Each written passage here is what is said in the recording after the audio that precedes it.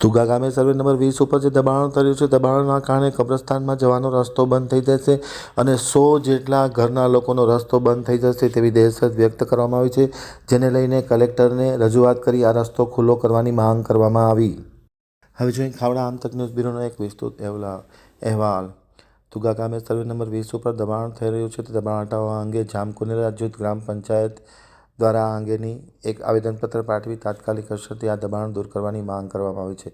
તુગા ગામની ઉગમની બાજુમાં આવેલ સર્વે નંબર 20ની જમીનમાં તુગા ગામના કેટલાક શખ્સો હાલમાં દબાણ કરી રહ્યા છે, તેને તાત્કાલિક અસરથી દૂર થવું જરૂરી છે. તુગા ગામની પિરાણીવાસમાં 100 ઘરોના રસ્તાને તે જમીનમાંથી છે અને કબ્રસ્તાનનો રસ્તો પણ ત્યાંથી જાય છે, જેથી તે જમીન જે ગેરકાયદેસર દબાણ થયું છે તે તાત્કાલિક અસરથી દૂર કરવું જરૂરી છે. તમામ ઘરોના ખેતરના રસ્તા બંધ થઈ જશે, કબ્રસ્તાનનો રસ્તો પણ બંધ થઈ જશે તેવી દહેશત વ્યક્ત કરવામાં આવી હતી.